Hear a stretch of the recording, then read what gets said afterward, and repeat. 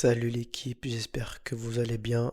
On se retrouve aujourd'hui pour l'actualité MMA du jour et aujourd'hui on fait un petit débriefing de 2 minutes sur l'UFC 305. Alors on commence tout de suite par Belal Mohamed qui a perdu sa ceinture.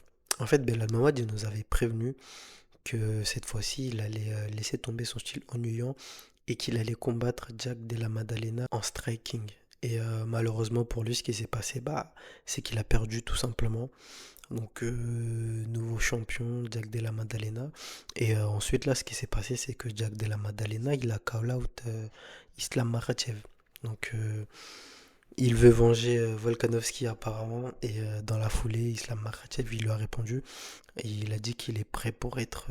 Enfin, que c'est sa chance pour être double champion, quoi, tout simplement. Et dommage pour Belal Mohamed, tout le monde le trouvait ennuyant, etc. On voit que même lors de la pesée, le monsieur là qui s'occupait de prendre les noms, il ne l'avait même pas reconnu. Donc là, il va prendre un pressing très très atroce, Belal Mohamed.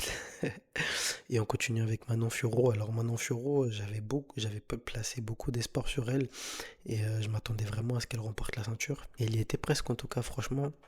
C'est dommage, je vous mets la feuille officielle des juges qui a été rendue publique et on peut voir qu'en fait, c'est passé de peu. Franchement, elle aurait été la première personne représentatrice de la France qui ramène la ceinture à la maison. Ça aurait été vraiment incroyable. Et ensuite, on a Benoît Saint-Denis. Alors, Benoît Saint-Denis, il a gagné par soumission au deuxième round face à Prépolek. Et voilà, j'espère que ça va le relancer. En tout cas, on est content, il a eu une victoire. Et il y en a qui disent que Benoît Saint-Denis et Belal, ils ont échangé leur style. Benoît Saint-Denis, il a décidé de lutter et Belal, il a décidé de partir en striking. On continue avec José Aldo qui prend sa retraite. Alors José Aldo, il a été volé pour certains, à l'unanimité. Tout le monde pense qu'il a été volé.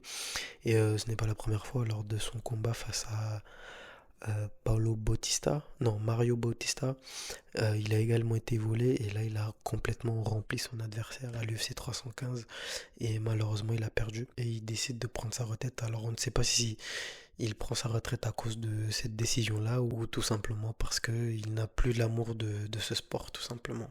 Et voilà, c'était tout pour l'UFC 315. N'hésitez pas à vous abonner, à lâcher un commentaire et abonnez-vous et on se dit à bientôt.